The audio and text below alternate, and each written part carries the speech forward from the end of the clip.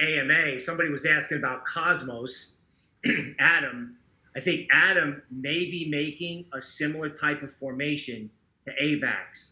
It's called the Ignore the Resistance formation. So there's some definite hope in Cosmos. And somebody was also asking about Armor. Armor had a really nice pop, okay, that came out and everyone sold the first uptick predictably.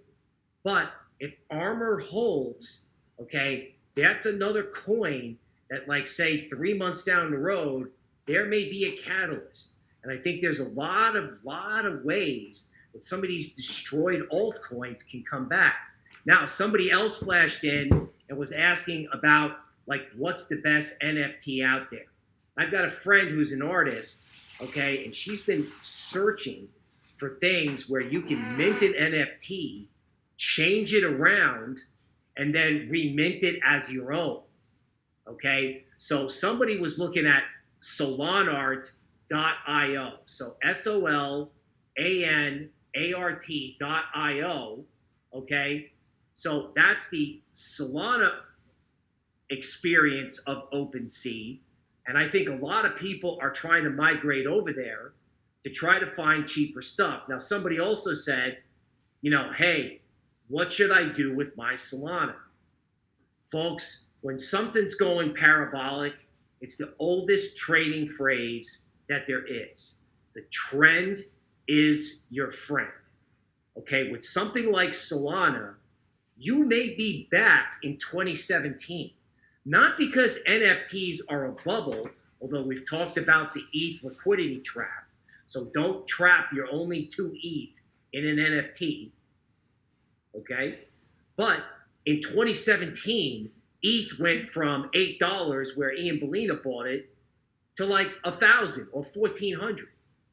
So remember, the guy from Multicoin Capital, okay, the guy who runs Multicoin Capital, it's like the second most prolific hedge fund, I think, next to Galaxy Digital, has got a car that he bought, I'm assuming a while ago, and his license plate says Solana. So how big do you think his position is? You think he's selling at 100? I doubt it, right? Those guys bought PERP at 8 cents. Okay, PERP's up, you know, to 25 today off a Coinbase listing. Like, what have you learned from listening to Ian Bellina? Buy quality and hodl. So if you want to spend Solana on an NFT, cool. And if you want to take some profits, great. But if you've only got a small position, right? If Solana keeps going, maybe you move your stop up. Or maybe if you're a smaller player, I can't believe I'm going to say this, but maybe you just close your eyes and let it go. Just let it go. And maybe I just made the top forever on YouTube. But I don't want you to miss, like, there's Ethereum. Ethereum's only come around so many times. And if Solana is a part of Web3, then Solana could go much, much higher before you think about taking profits. Because for a small retail investor, Solana at 90 or Solana at 70 is life-changing money if it goes to 1,000. So, you know, life-changing money is something that we're all about helping you with. Now, somebody's asking me, what about MATIC? Okay, I see Adrian is asking that in the chat. MATIC is another sleeper. This whole idea, like Forrest has got a project that he's really into, Zedrun, right? It's like the future of horse racing, right? The future of sports is also going to be in NFTs and on the blockchain. I think MATIC is underrated again, right? People are like, oh, it was this huge 1000x. It went to 3, it dropped to 1.5, and everyone's blown it off. I don't think that's a good idea, because I think if ETH takes off, it could take MATIC as like a layer 2 with it. So, you know, somebody's also asking about Liquidity and HEX, all right, in the AMA. Let me just tell you something about HEX. I remember when I first started on this show that I interviewed this guy, Richard Hart, right? And I looked at him and I was like, wow, this guy's scary. He's scary. But when I looked at the chart of HEX, it actually had a natural rhythm to it. Like it had good looking Elliott wave work. So when you evaluate a project, right? Like we did some Bitcoin Cash work, which may wind up being Bitcoin Cash comedy if it ever goes back to 1500, right? But when it comes to stuff like HEX, don't blow something off just because the person who runs it is controversial. On Tokenmetrics TV, and I'm not sure if we release it on YouTube, but we've actually got an interview with Richard Hart, right? So not only did we do one way back in the day, we've got a great reporter, okay, who used to work in the Crypto News Bureau, grilling Richard Hart, and that's part of the value proposition for Tokenmetrics TV, okay? Now, I just saw a comment go by on Rune, if I can. Rune, okay, Thorchain is a part of a DeFi universe.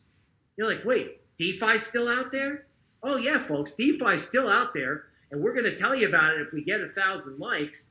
But Thorchain is held by the same hedge fund with the guy with the Solana license plate, because Thorchain is right. That was in his research. I mean, is anyone going to fade that guy ever? No, I'm not. I get his research. I've been reading him before everyone was reading him. Right? That was my big trade, was getting on Multicoin Capital's Twitter and their blog. So if they think Thorchain is, and Rune is like regulatory proof, then, oh man, right? Like what happens if people are able to start borrowing money against NFTs? Is anyone other than Tokenmetrics talking about the eventual intersection between DeFi and NFTs? Like I'm pretty sure with Forrest, with his horse racing game, he's getting some sort of yield on the horses that he buys. Is that right, Forrest?